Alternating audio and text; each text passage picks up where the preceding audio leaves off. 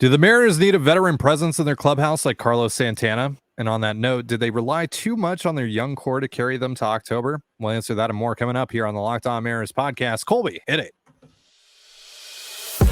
You are Locked On Mariners, your daily Seattle Mariners podcast. Part of the Locked On Podcast Network, your team every day. Ahoy, sailors. It is Monday, June 26, 2023. This is Trident Gonzalez and Colby Patned for the Locked On Mariners podcast. Thank you so much for making us your first listen. Subscribe, like, and turn on alerts if you're watching on YouTube, or subscribe and leave a 5-star review on your preferred podcast platform if you like what you hear.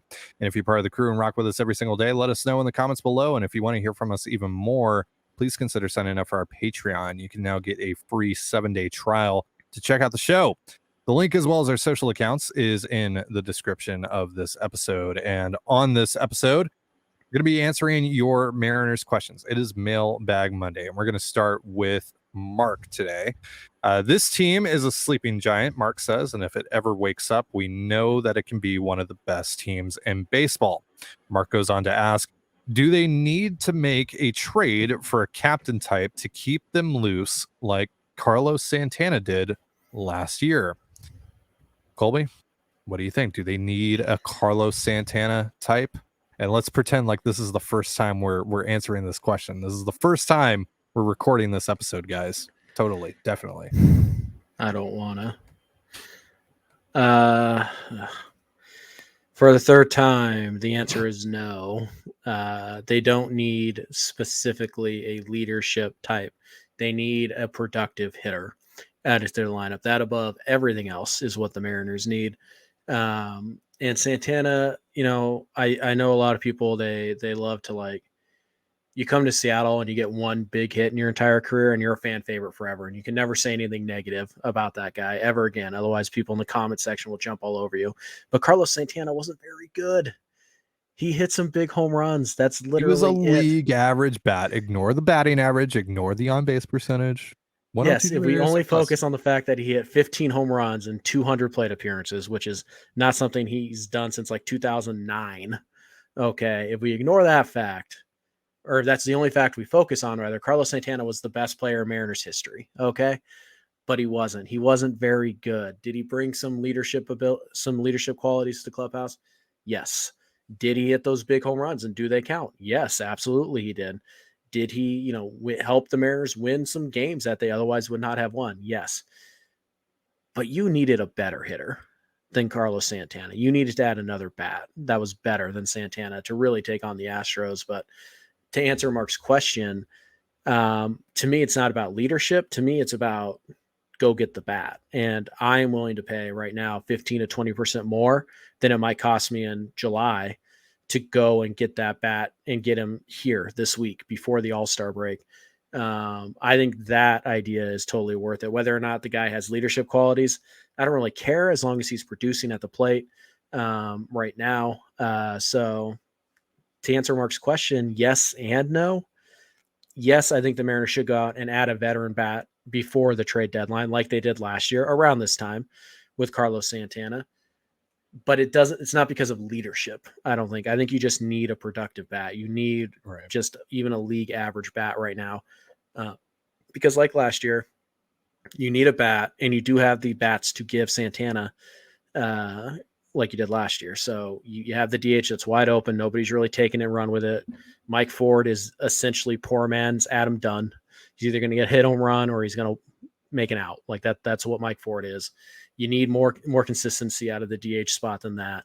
So yes, go get a hitter, right? Go get a veteran early, like you did with Santana. But keep in mind, the Mariners didn't even acquire Santana for his leadership abilities. They needed a first baseman because Ty France had wrecked his elbow a few days before. That's why they went and got Santana, and the leadership was a bonus, and it was certainly factored into why they went out and got him. But ultimately, they got Carlos Santana because he was a first baseman who was on a bad team, who didn't want to pay him the money, and you needed a first baseman, and it was June, and there just wasn't a lot of guys available. That's why they got Carlos Santana, and it worked out for them. Great. Fantastic. So, yes, the Mariners need to do something like that, in my opinion. but it's not because of leadership. And Santana wasn't even acquired because of leadership. That was a bonus. And that's how you should treat this guy that you acquire, hopefully in the next week or before the All-Star break. If he gives you leadership, great, fantastic. But ultimately, you just need a bat with a track record. And that's what I hope the Mariners go and get, leadership or not. You got to take what you can get, Now, there might be an actual leadership issue within the Mariners clubhouse, especially when you hear Jerry DiPoto say things like, we have distracted young players. So maybe you do need someone in there that can get those guys on track and get them, refocused back on baseball and solely baseball. But on paper, you should have guys who are capable of doing that. You have guys that have been there, that have done that. You got Teoscar Hernandez, you got AJ Pollock, you've got Eugenio Suarez and Tom Murphy. Now, we're not there. We're not in the clubhouse. We don't know if those guys are actually capable of doing that or not. But again, on paper, they should be. They have a lot of knowledge to pass down to young guys. But to that point as well, of us not knowing, of us not being in the clubhouse, we also really don't know, outside of a few exceptions like Joey Votto, Andrew McCutchen, etc., guys out there that are good clubhouse fits. The Mariners are obviously more privy to that information than we are. But if you're just asking us for like a name who's not Carlos Santana, who's not Andrew McCutchen, that the Mariners could add, that would add a significant boost in leadership, I couldn't name you that guy, to be quite honest with you. So yeah, if they can get a leader in here, great. But like Colby said, just from our perspective, you need production. And so production over everything for me right now, because again, you should have guys in place who can take on those leadership roles. So next question here comes from Josh. What position groups are you expecting the Mariners to be targeting in the draft next month? So the general indication right now is bats over pitchers. This isn't a great class for pitchers.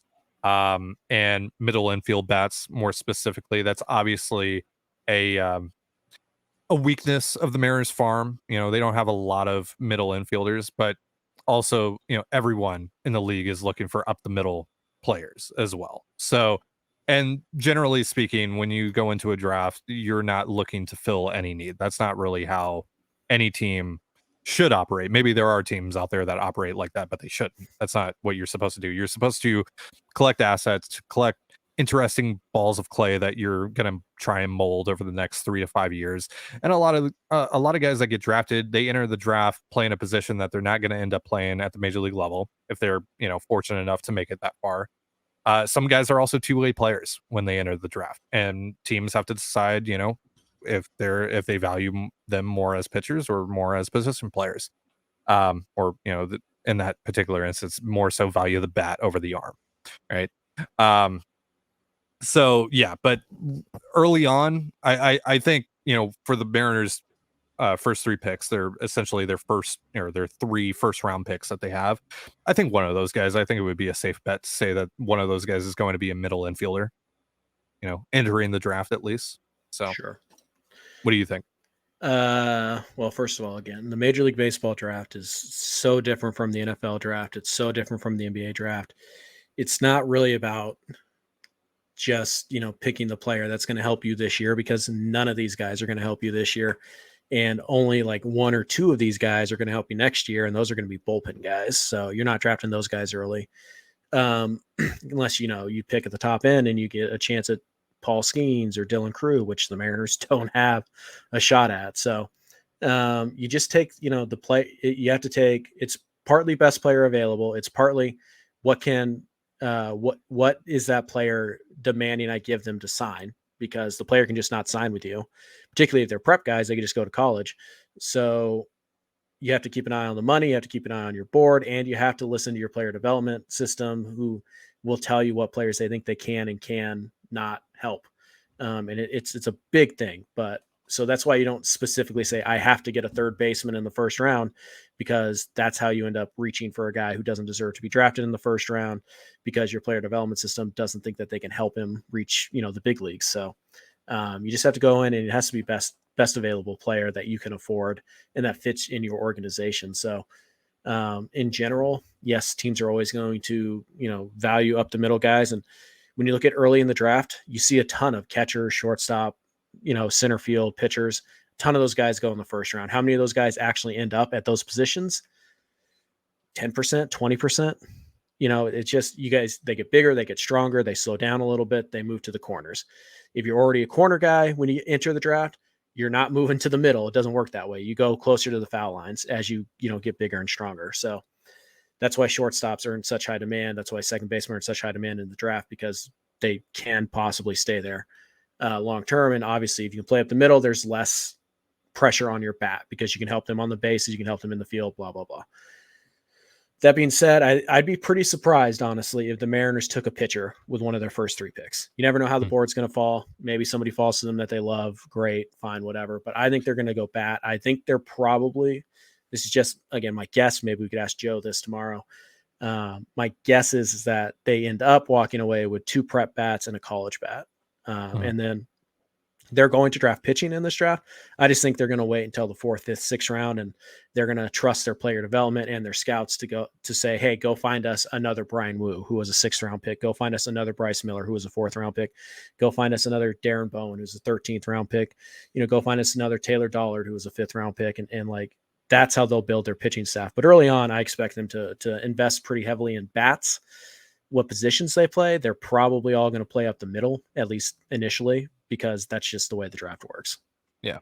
Now, this hasn't really been the indication so far, but also maybe they like this pitcher class more than other teams and people who cover the draft do.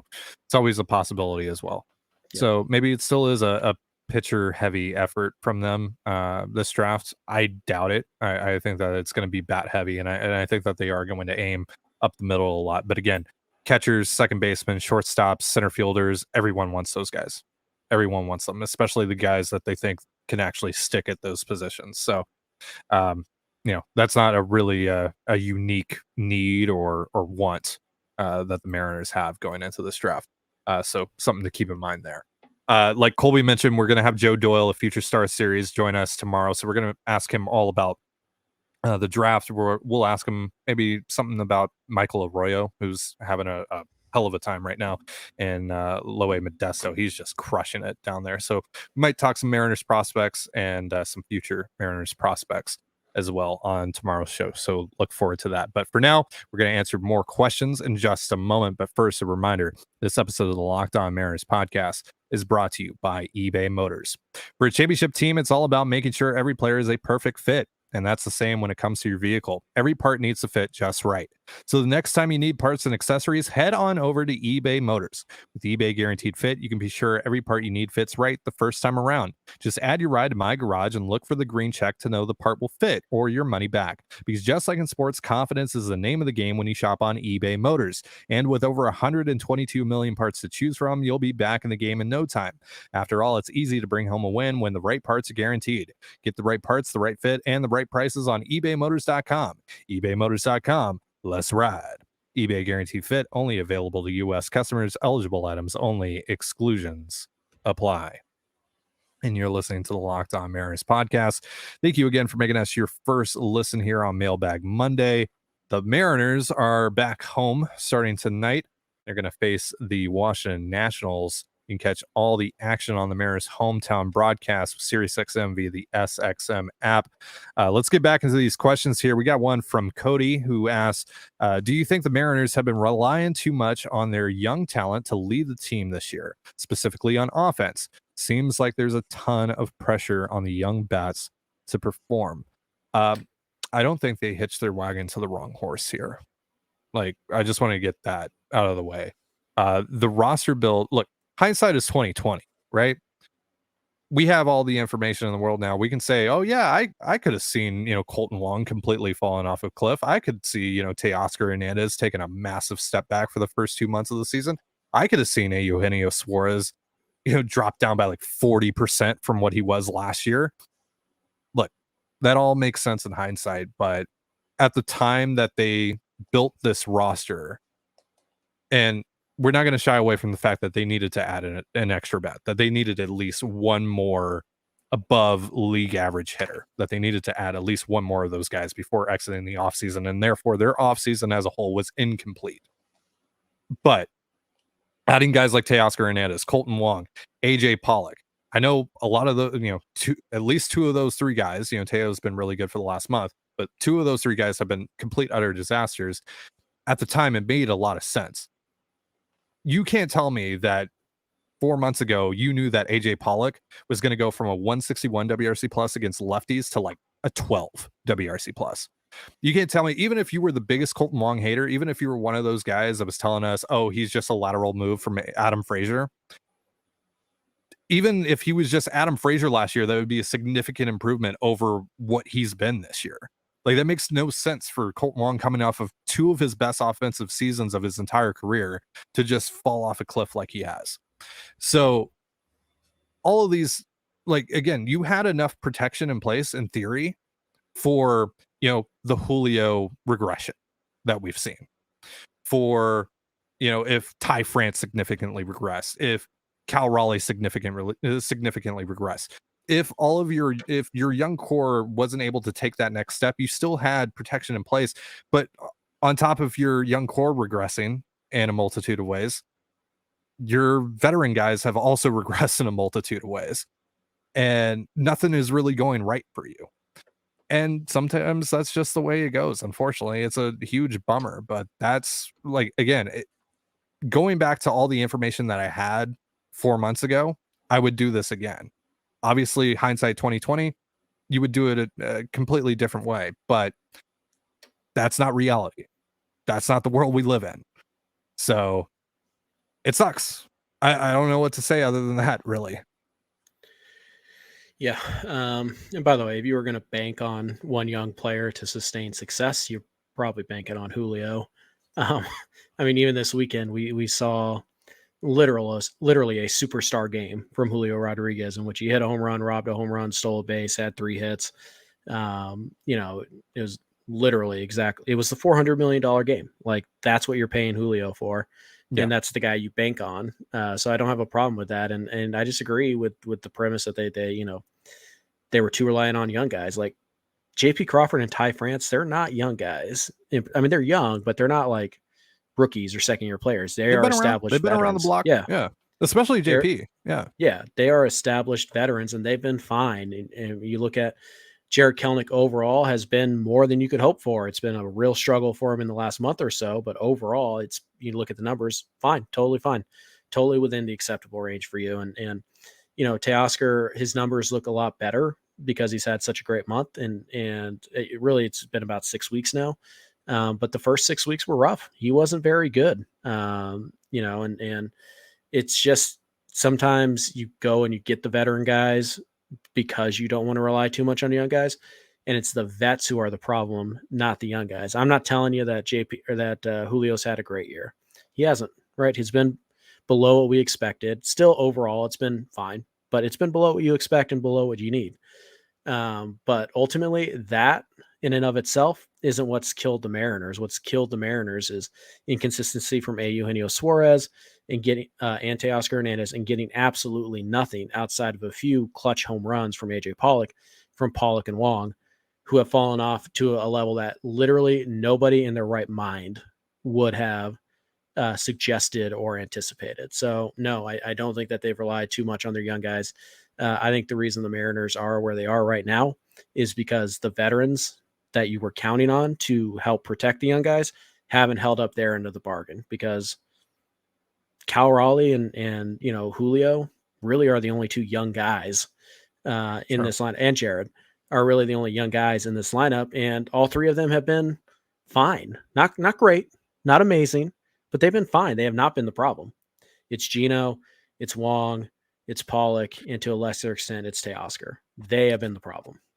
Yeah, you're getting above league average production, especially out of Julio and even Cal, if you're going relative to what other catchers are doing offensively around the league.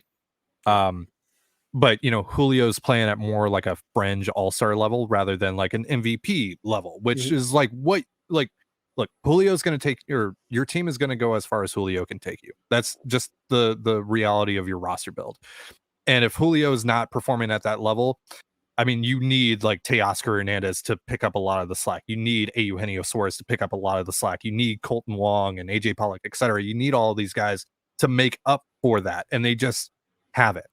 But again, 4 months ago, you had to feel at least semi-confident that they would, at least to a better degree than they are right now, right? Because this is, especially in the case of Pollock and Wong, an unmitigated disaster.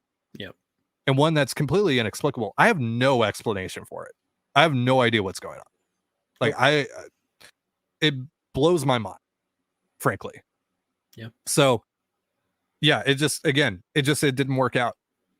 And, maybe it's still, gets turned around. Who knows? Whatever. Blah, blah, blah, blah, blah. They're only 4.5 back of a playoff spot, et cetera, et cetera, et cetera. We're not going to have that conversation today, though. Like, right now, the reason that you're 37-39, a lot of it, I don't know how we got to this point, frankly, because just a lot of these things, like, no one could have predicted it. No. If you got Colton Wong from last year and you got AJ Pollock from last year and you had Eugenio Suarez from last year, if you just plugged in those numbers into this lineup, the team's at least 3 or 4 wins better. And 3 or 4 wins right now is the difference between being 4.5, oh my God, is the season over, to being like a game back of the last wild card and chasing down Houston and New York. And like, we're legit, like the vibes are completely different with 3 more wins, 4 more wins. And that's pretty much right at the feet of, some Julio regression. Sure. You have to give some of the blame, so to speak, to him, but that's squarely on the feet of Gino, Colton, AJ, and to a lesser extent, Teoscar Hernandez, all veterans. So no, I don't think so. Next question here comes from Peter. How would you guys realistically address the offense in the immediate? What do you see Jerry doing internally to buy time before the trade deadline? Frankly, you're running out of options internally. Like, you're running out of shots to take in general. I mean, you could go see if Jake Shiner is something. You could see if maybe Cade Marlowe, who's been better lately, has something that he can contribute to you. You can see if Taylor Trammell, who's really, hitting right now in AAA, if like you could try that again, but like you've given him multiple opportunities. It hasn't panned out. Marlowe isn't really that exciting. Jake Shiner, as much as, I joke and rib Colby about him, like that's probably that's probably not a thing. So again, you're running out of shots to take. Like, don't disrespect Colin Moran. But yeah, sure. I mean, Cade Marlowe, basically the only reason people are interested in bringing him up is because he had like a stretch where he went 8 for 8 with like 3 doubles and a home run in the last few days. His numbers have been putrid, and that's AAA. That's the Pacific Coast League, which is hitter's paradise. And Marlowe hasn't hit. Major red flag. So he's not the answer. Taylor Trammell, who cares if he hits in AAA? We've seen him hit in AAA. That's not the issue. The issue is, has he made any significant changes so that he can actually hit in the big leagues? Probably not. I don't think you can feel good about it since he's only been down there for what, 2 weeks, 3 weeks now? Like, I don't think you feel great about it. So he's probably not an option. Jake Shiner's nothing. He's 4A depth. Mason McCoy's the same thing. Like, you're kind of out. You're kind of out, and so, yeah, you kind of have to go outside the org to find a fix. And I think you can. I think you can go make some deals right now that at least improve the fringes of your roster. And the Mariners need that because they are running their starting 9 into the ground. They refuse to use their bench really at all. Once the starting 9 is in the game, like, that's who they play. Dylan Moore hasn't gotten back-to-back starts yet. That's kind of an issue. They're not using Murphy as a DH, despite him being one of your best hitters right now. AJ Pollock has gotten 6 plate appearances in the last 14 days. He's gotten 1 start in the last 14 days. What are we doing? Yeah. And it took a literal JP Crawford injury for them to use Colton Wong for the first time in 11 days. They're not using their bench. That's not fair to Caballero, who's regressed significantly because, of course, he has. It's not fair to Crawford, who's banged up and is trying to battle through things. That's not fair to Kelnick, who doesn't need to be playing 150 games right now. It's just not fair to those guys to expect them to play every single day because you refuse to use your bench because you don't trust them to produce. Not trusting them to produce, that's fair. They haven't. But you can't just sit around and wait until July and expect to make 5 minor trades to solve the entire bench problem. By the way, Sam Haggerty, also not an option. He's been terrible in AAA. Well, So, and you can't play for the next, 3 weeks. You can't buy time with 9 to 10 guys. no. You're essentially, if you're not willing to use AJ Pollock against righties ever, if you're not willing to use Colton Wong ever, if you're not willing to DH Tom Murphy, you're essentially, and we already know they're wasting the spot on Chris Flexen, you're essentially going 23 against 26. It doesn't work. So you have to do something, but the options probably aren't internal, which is why I think Jerry should be aggressive. Go pay 10, 20% more than maybe you want to, and go get a couple of guys who at the very least you feel comfortable playing 3 or 4 days a week so that you can take some of the pressure off of these other guys, and so that you have a bench that you can actually use that's an actual weapon, because they don't have that right now. And they're short in the lineup too. They need an everyday player. Fine. Go get the everyday player when you can. Maybe you can do that now. But I think what's more likely is now you can go get, the guy who replaces AJ Pollock, essentially. I don't know who that is, but like, go get that guy. If you don't trust AJ Pollock anymore, go get his replacement. You don't trust Colton Wong anymore, go get his replacement and spend the extra quarter on the dollar that it would normally cost you to get that player in a month, so that you can have him now and you can maximize your roster for the next 25 games, so that maybe you even get into a position where it makes sense to add the everyday player to begin with. That's what I think the Mariners need to do. We're 2 weeks away from the All-Star break. You're listening to the Locked On Mariners podcast. Thank you again for making us your first listen here on Mailbag Monday. Again, Mariners Nationals getting underway at T-Mobile Park tonight. You can catch all the action on the Mariners hometown broadcast with SiriusXM via the SXM app. Chris here wants to know, with Michael Arroyo's ascension into Modesto and his active 9-game hitting streak, how high is he climbing in your prospect rankings? How does he project and compare to Cole Young? So as for where he's rising in the ranks, like I said, we're probably going to talk about Arroyo with Joe tomorrow. Arroyo, I mean, he's really caught my eye because he's 18 years old and doing what he's doing in Modesto. And Colby, what do you think about him ending the year in Everett? Think there's a shot for that? Feels really aggressive, but it does, but he looks like he might be too good for low A right now. Right. You want him to go around the league. You want scouts to see him, and you want pitchers to kind of counteract what he does well, which doesn't always happen because pitchers are more concerned about their own development than, blah, blah, blah. So yeah, it feels aggressive to me. I don't think there's any reason to rush the kid, but if he shows that he's just simply too good for A ball, he's probably not getting a lot out of it, he's not being challenged, then maybe you could consider it. But I think it's pretty aggressive, and I think there's no reason to rush Arroyo, or even think that you might be rushing Arroyo. Just play it safe. There's no reason to push the guy before you're absolutely certain he's ready. But I wouldn't rule it out. I think it seems a tad too firm on Arroyo right now. So as for how he is rising in my ranks, I haven't done my re-ranks, to be honest with you, so I couldn't really tell you, but I'm sure he's going to get a bump. I think he was 10, 9, something like that on my preseason list. I would assume he's probably on the fringes of the top 5 at this point. I have him 6, but that's with Miller still on the list, and Miller's about to exhaust that status if he hasn't already. But at the beginning of the month, I had him 6. So once Miller, comes off, then he will be 5. And then we'll see where who gets added in the draft. There's a possibility he's still top 5 even after the draft, but I think he's probably going to land for me somewhere in the top 7, more than likely somewhere in the 4 to 7 range would be my guess. Yeah. How does he stack up to Cole Young? I mean, for one, he's likely not going to stay up the middle, whereas Young is. Arroyo's probably going to play on a corner, probably play third base, if I had to guess. I mean, he's got to hit for more power, in order for him to stick there or to play there at the major league level. Yeah, he's got time. Well, and also the power. There's more power potential, I think, there than there is with Young. So that's also the key difference there. Right. More but power, I get it. More upside. I get what you asked, though. Hit tool guy who currently is playing up the middle. I get it. But yeah, Young's going to stay up the middle, whereas Arroyo, I'd be pretty surprised if that's the case for him. Yeah, you could tell me you have Arroyo over Young. I would I get it. Okay. But I still prefer Young at this stage, but it's really close. And Arroyo, probably if Arroyo is playing like this at the end of the year, probably doesn't stay that way. But Ty and I are planning on doing re-ranks and releasing those right after the draft. So in a couple weeks, we'll be doing that. Either post-draft, post-deadline, somewhere in there. Yeah, Ty always changes it.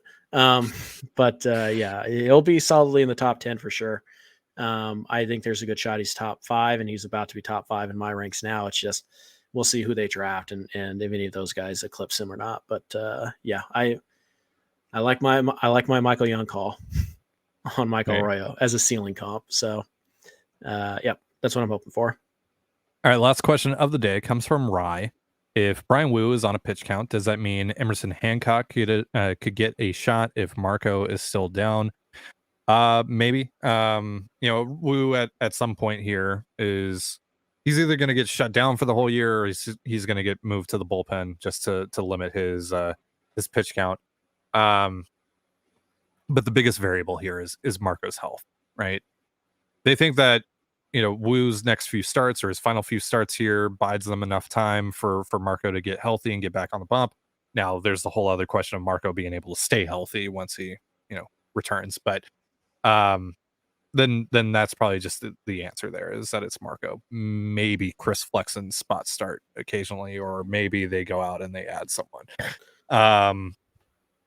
But yeah, if Marco's not healthy, I think this is the way that Emerson Hancock gets to the major league level. If they continue to lose. If they continue to lose and they're not as incentivized to go out and add that veteran starter, if Marco's not, they need to continue to lose, and Marco also has to stay unavailable, essentially. If both of those things happen, then I think Hancock gets involved here. If not, I think he either gets traded or they go out and they get someone who blocks him from making his debut. I think it is just as likely that Hancock gets traded this summer as it is that he pitches for Seattle and gets, a handful of starts. But I think both of those are more likely than Hancock stays in the Mariners system and gets fewer than 5 starts this year. Mm-hmm. I think we're going to see Emerson Hancock pitch for the Seattle Mariners, and not just as a spot starter. I think we're going to see that at some point this year, unless he gets traded. He was on a nice little run. His last outing was a half step back, but he was on a little 3-game stretch there where he was just dominating in Double-A, and the fastball had more life. The slider was showing a little bit more pop, and the changeup is as good as ever. So I think he's this idea that Hancock's not a polished product. I think that's from people who are still holding out hope that there's more upside than there actually is. He looks like a number 4 starter to me right now. That's the stuff he has. And that's kind of where I have his upside ever since, last winter. I think he is who he is. He's a number 4 starter at this league. And I think the stuff as it currently sits, along with the command and the control, it profiles perfectly as a number 4. So I do think he's going to get starts with the Mariners. Wu's already passed his career high in innings pitched. So I think, like we said last week or so, he's probably only got 6 to 10 starts left, probably closer to 7 or 8, at which stage, if Marco isn't back and you haven't acquired a starting pitcher, yeah, it's without question Hancock is the next guy up, because he's better than Chris Flexen right now. Taylor Dollard's hurt. He's better. He's the next best pitcher in the Mariners system. He is the 6th best starting pitcher in the Seattle Mariners system right now, who's healthy. So all right, well, that's the extra start. It's going to be Hancock. I got faked out by Colby. I thought he was done. All right. Well, now if you're done. But actually, no. That's going to do it for our show. Thank you so much for joining us here on the Locked On Mariners podcast. For Colby Patnode, I'm Ty Gonzalez. Be sure to give us a follow on Twitter at @LO_Mariners. You can follow me at Dane Gonzalez, that's DaneGNZLZ, and Colby at CPAT11, that's CPAT11. Follow us on Instagram and TikTok as well over at Locked On Mariners. It's one word, Locked On Mariners. You can also find all that stuff in the description of this episode. Again, you can catch the Mariners and the Nationals on the Mariners hometown broadcast with SiriusXM via the SXM app tonight. Thank you again for making us your first listen. Have yourself a beautiful baseball day, and we'll see you tomorrow. Peace.